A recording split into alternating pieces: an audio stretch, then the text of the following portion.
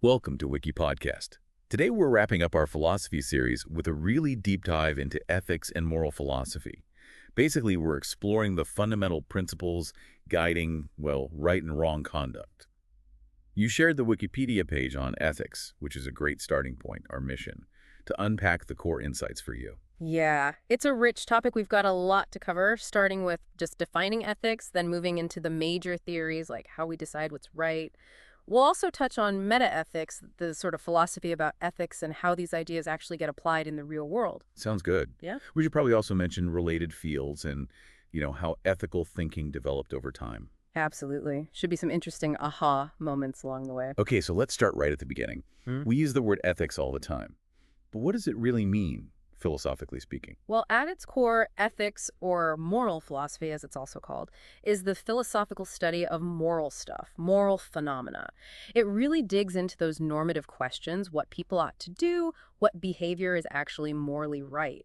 So it's not just describing what people do believe is right. No, that's more descriptive ethics. This is about the ought. Even going back to Aristotle, he saw the question, how to live a good life, as totally central to ethics. So it's broader than just rules. It's about obligations, right versus wrong, and finding meaning. Exactly. Those big questions. How should one live? What gives life meaning? And contemporary philosophy usually breaks it down into normative ethics, applied ethics, and meta-ethics. We'll get into all three. Right. And morality, is that just the same thing as ethics, or is there a difference? That's a great question. They're often used interchangeably, in everyday conversation, and that's usually fine. But some philosophers like to draw a slight line. Morality often focuses specifically on what people ought to do, the standards themselves, Okay. whereas ethics, as the field of study, investigates the reasons for acting one way or another, often looking for more universal principles. So morality might be the set of beliefs, and ethics is the philosophical investigation of those beliefs. That's a pretty good way to think about it, yeah. And ethics can also mean a specific theory, like Aristotelian ethics, or a code for a group, like medical ethics. Gotcha. And the words themselves, ethics and morality. Oh, right. Ethics comes from the Greek ethos, meaning character or disposition. Morality comes from the Latin moralis, manners, character. So similar roots. Some argue morality is more about duties, obligations, while ethics is maybe broader, including the good life. And like we said, ethics often refers to those specific codes, business ethics, journalistic ethics, that sort of thing. Okay, that clarification helps. Let's move into normative ethics then. This is about the guiding principles. Exactly. Normative ethics tries to figure out the fundamental principles of ethical conduct.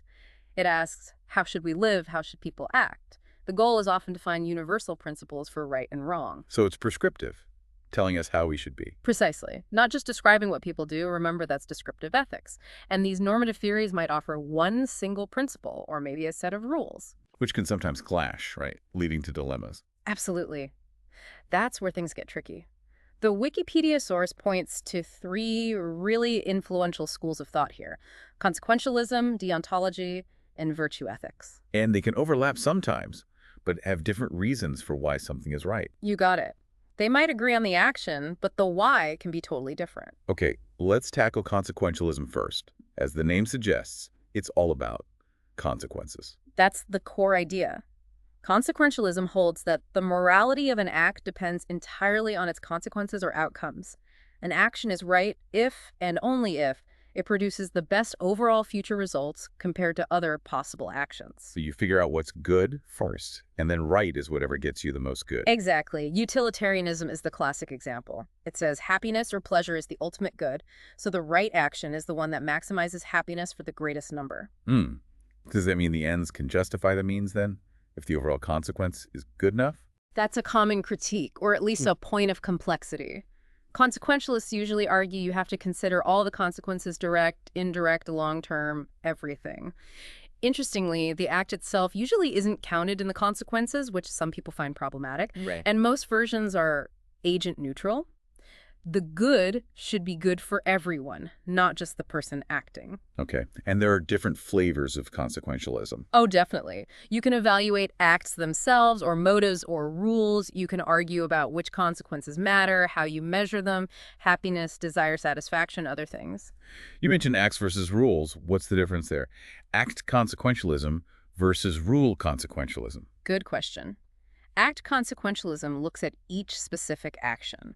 Does this act produce the best consequences right now? Okay. Rule consequentialism says we should follow general rules that, if followed consistently by everyone, tend to produce the best consequences overall. So, like, don't lie might be a good rule, even if one specific lie might seem beneficial. Exactly, because the rule generally promotes trust and better outcomes. There are also debates about actual versus expected consequences. What if you can't know the future for sure? Right, that makes sense. Uncertainty is always a factor. And whether you have to achieve the absolute best outcome, maximizing, or just a good enough one, satisficing. Interesting. And utilitarianism is the big one here. Bentham and Mill. Definitely the most famous. Classical utilitarianism focused on happiness as the sole intrinsic value, the greatest good for the greatest number. Bentham had his hedonic calculus to try and measure pleasure. Mill made that famous distinction between higher, like intellectual pleasures, and lower sensory ones. Saying higher ones were better. Yep, qualitatively superior. And of course, there are tons of variations on utilitarianism today. Okay, moving on from consequences. Deontology. This sounds like it focuses on rules or duties instead. You nailed it. Deontology assesses morality based on whether an action conforms to certain norms, rules, or duties. Things like telling the truth, keeping promises, not causing harm. For deontologists, the rightness or wrongness isn't determined by the consequences. The principles themselves are what matter. Some actions are just inherently right or wrong. So the action itself is the focus. Right. They're interested in right action, and they often see a gap between what's right and what produces the most good. Deontology often emphasizes prohibitions, things you just shouldn't do. So a deontologist might say, lying is always wrong, full stop, even if it leads to a good outcome. Often, yes. That would be a typical deontological stance, although there are nuances. Theories can be agent-centered, focusing on the actor's duties and intentions. These duties might be specific to the agent. Okay. Or they can be patient-centered, focusing on the rights of the person being affected by the action, like the right not to be used merely as a means to an end. These are usually seen as agent-neutral. And the big name in deontology is Kant, right, with his categorical imperatives. Absolutely central. Immanuel Kant's system is based on universal laws, categorical imperatives that he believed applied to all rational beings. For Kant, morality is fundamentally tied to reason. And these imperatives, how do they work? He had several formulations. One is the universalizability principle. Act only according to a maxim you could will to become a universal law. Basically, would you want everyone to follow the rule you're acting on? Okay, consistency. Right. And the other famous one is treating humanity, whether in yourself or others, always as an end and never merely as a means. Respecting inherent worth. So don't just use people. Exactly. Kant also stressed the importance of goodwill, acting out of duty, respect for the moral law. Intentions really matter. An act done from goodwill is good in itself, even if the consequences are bad. Are there other major deontological approaches besides Kant? Yes, definitely. Divine command theory is one morality comes from God's commands. Different religions obviously have different commands. The Ten Commandments. For example.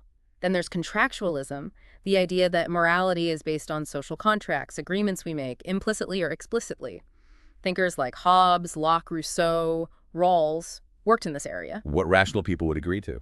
Kind of, yeah, often using thought experiments.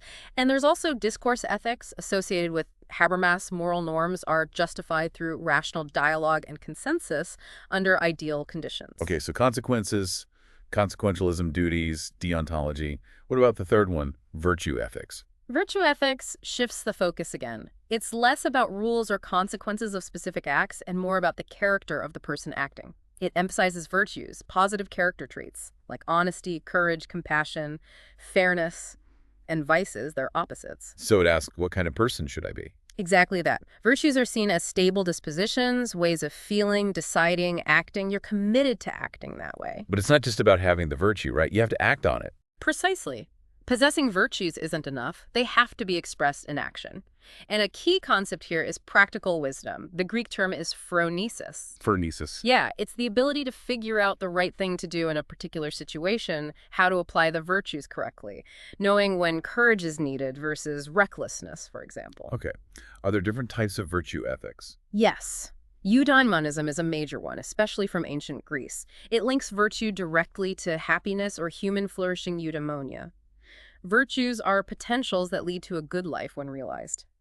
There's also agent-based virtue ethics, which focuses more on identifying admirable traits and motivations, seeing flourishing as more of a side effect. You learn by looking at moral exemplars. Interesting.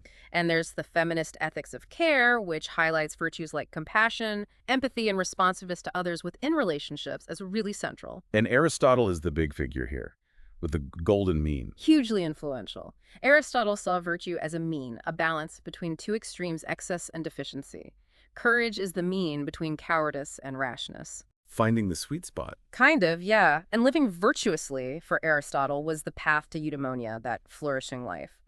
Stoicism was another ancient school focused on virtue, reason, and self-mastery as the keys to happiness. Virtue ethics had a big comeback in the 20th century, too. Are there any other normative approaches worth mentioning briefly? A few, yeah.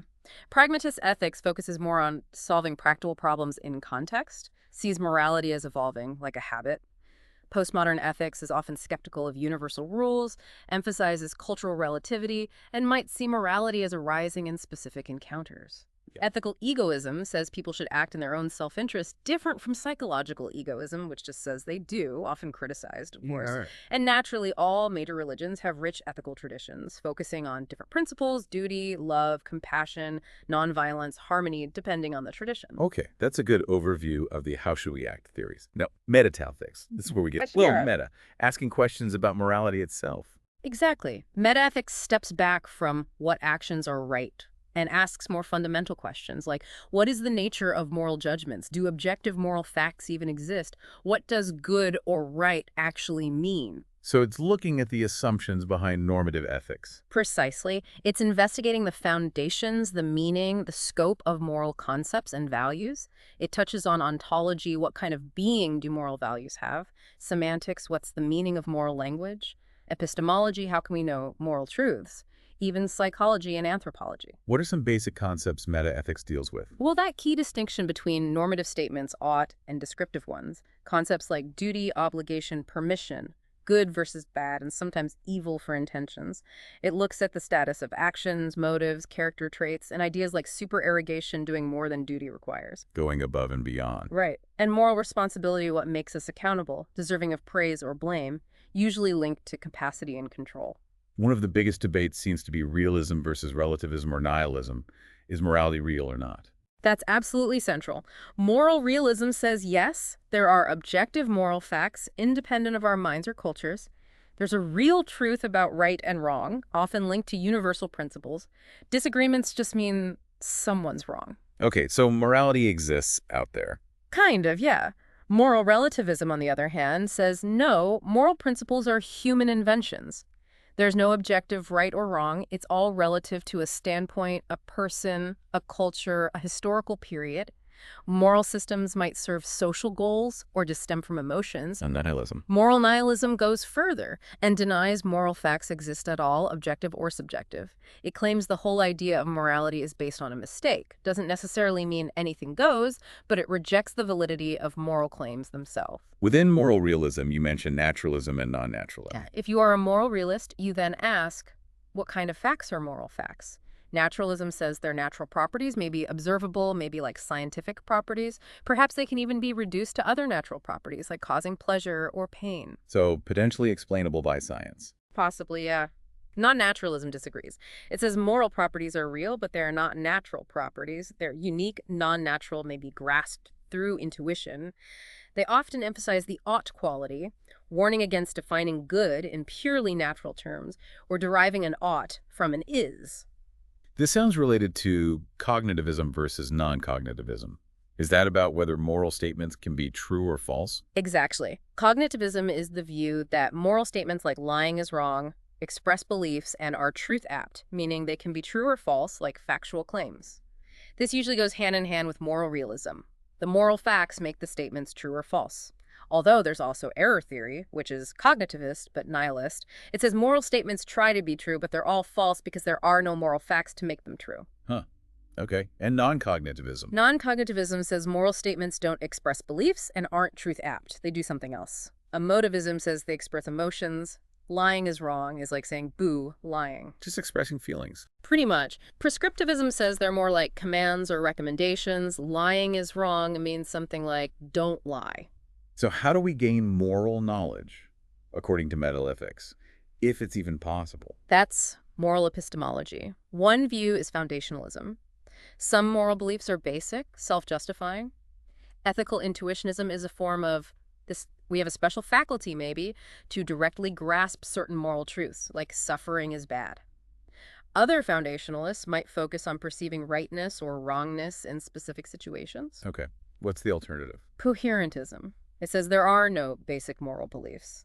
Instead, our beliefs form a network, and justification comes from how well they all fit together, how coherent the system is. Like a web of beliefs. Exactly. And then there's moral skepticism, which denies we can have moral knowledge at all. Maybe we can't reliably tell right from wrong, often criticized for potentially leading to bad behavior, of course. And people use thought experiments here too, like Yeah. the trolley problem. Yes, thought experiments are huge in ethics, both normative and meta. They help us test our intuitions and see how different theories handle tricky hypothetical cases. One last metaethical point. Moral motivation. Why do our moral beliefs actually make us act? Or do they? Right, the psychology connection. Motivational internalism says there's a necessary link between making a moral judgment and being motivated to act on it. Strong versions might say if you truly believe something is wrong, you can't do it. Weaker versions allow for weakness of will. So judging something as right automatically gives you some push to do it. According to internalism, yes. Motivational externalism denies this necessary link. It says you can judge something as morally required but feel zero motivation to do it. The judgment itself doesn't provide the push. Maybe it needs to be combined with a separate desire or feeling. Fascinating distinction. Okay, so we've done normative ethics and metaethics. Let's bring it down to earth with applied ethics. This is morality in action. Exactly. Applied ethics takes all that theory and tries to figure out concrete moral problems in real life. It applies normative principles to specific domains, medicine, business, technology, war, considering the specific facts and consequences in those areas. It sounds like where the rubber meets the road. Must be challenging. Definitely. Bridging the gap between abstract theories like Kantianism or utilitarianism and, say, a specific decision about patient confidentiality or environmental policy is complex. How do people approach it? There's a top-down approach, start with a general theory and apply it. And a bottom-up approach, often called casuistry, start with the details of specific cases and work towards principles based on intuitions about those cases. Applied ethics often gets triggered by those tricky ethical dilemmas where moral requirements seem to conflict. And it covers everything from private life, like family ethics, to huge public issues like climate change or AI. What are some of the really big areas? Bioethics is huge, dealing with moral issues in life sciences and medicine. A core question is moral status. Who or what deserves moral consideration? Humans only, all sentient beings, all life, whole ecosystems, So questions about abortion, euthanasia, animal rights. all of that. Cloning, genetic modification, resource allocation in healthcare, research ethics, environmental protection. Sub-branches include medical ethics, think Hippocratic Oath, informed consent, end-of-life care. Animal ethics, welfare versus rights, environmental ethics, sustainability, biodiversity, climate change. And business and professional ethics, also major fields. Absolutely. Business ethics looks at corporate conduct, social responsibility, fair practices, worker rights, advertising ethics, conflicts of interest, whether corporations themselves can have moral agency. Professional ethics sets standards for specific professions, doctors, lawyers, engineers, journalists, teachers. It deals with expertise, integrity, confidentiality, serving clients or the public appropriately. Different professions have specific duties like public safety for engineers or accuracy for journalists. It's amazing how ethics touches almost every field. Any other key subfields? Oh, yeah. Communication ethics, information ethics, especially with digital tech. Ethics of technology is booming. AI ethics, data privacy, autonomous systems, genetic enhancement. Scary stuff sometimes. Can be. Then there's ethics of war. Just war theory, military conduct. Political ethics, educational ethics, sexual ethics. It goes on. It really highlights how ethics isn't just academic. It's deeply tied into how we structure our lives and societies. Absolutely. And it connects to other fields, too. Like what? value theory, or axiology, which we touched on. The general study of value, what's intrinsically good versus instrumentally good. Consequentialism relies heavily on it. Moral psychology, the empirical study of how we actually make moral judgments, develop character, Kohlberg's stages of moral development, things like that. Can morality be taught? That's science behind our morals. Kind of. Evolutionary ethics looks at how evolution might have shaped our moral sense, altruism as an adaptation, maybe. And descriptive ethics, which we mentioned empirically studying the moral codes and beliefs different groups actually hold without judging them. Anthropologists and sociologists do a lot of this. It's quite the web of related ideas. And this whole field has a history, of course. Where did formal ethical thinking start? The roots go way back. Ancient Egypt had ideas of truth and balance mutt. India had Hinduism and Buddhism with concepts like karma, duty, compassion. China had Confucianism focusing on social harmony and Taoism on harmony with nature. And ancient Greece? Foundational for the West. Socrates questioning the good life, Plato on justice and the soul, Aristotle's virtue ethics and flourishing. Then the Hellenistic schools like Epicureanism and Stoicism offering different paths to happiness. How did things evolve after that, through the Middle Ages and into modern times? The medieval period saw a lot of integration with religion. Christian thinkers like Aquinas blended Aristotle with theology to develop natural law theory. Islamic philosophy also engaged deeply with Greek ethics alongside its own traditions. The modern period, starting around the Renaissance and Enlightenment, saw a shift towards more secular reasoning. Hobbes based morality on self-interest and a social contract. Hume looked at moral sentiments, our feelings. Kant, as we discussed, grounded morality in pure reason and duty. And then utilitarianism came along. Right. Bentham and Mill arguing for maximizing happiness. Hegel looked at ethics within social institutions. Later, Kierkegaard explored faith versus ethics. Nietzsche offered a radical critique of traditional morality. What about the 20th century? Sounds like metaethics really took off then. It really did. Philosophers like G.E. Moore argued moral values were unique, non-natural properties. Others developed non-cognitivist views like prescriptivism. Mackey argued all moral claims are false, his error theory. Parfit defended objective moral reasons. Bernard Williams critiqued overly simplistic theories. So lots of debate about the foundations. Huge debates, plus the revival of virtue ethics we mentioned, and major developments in political philosophy like Rawls' theory of justice. Continental philosophy also offered different angles, phenomenology, existentialism, and especially feminist ethics focusing on care and relationships. Okay, let's try and wrap this up and think about what it means for you, the learner. We've covered a huge amount of ground here, really diving into the core ideas of ethics and moral philosophy. We've looked at different ways to think about right and wrong, focusing on outcomes or duties or the kind of person you are. Yeah, and we've also dug into those deeper questions, about whether morality is objective, what moral words even mean, how we can know what's right. It's a foundational understanding of a really vast field. So here's where it gets interesting for you personally. Think about how these different ethical frameworks might actually apply to decisions you face. You're right. When you have a tough choice, do you find yourself mostly weighing the consequences? Or do you feel bound by certain rules or duties, things you just wouldn't do? Or maybe you focus more on acting in a way that reflects the kind of person you want to be acting courageously or honestly or compassionately. There isn't always one single right answer, is there? And knowing these different approaches can give you, well, different tools or perspectives. Exactly. It helps you analyze the complexities. So what's the big takeaway? I mean, ethics gives us ways to navigate human behavior, right?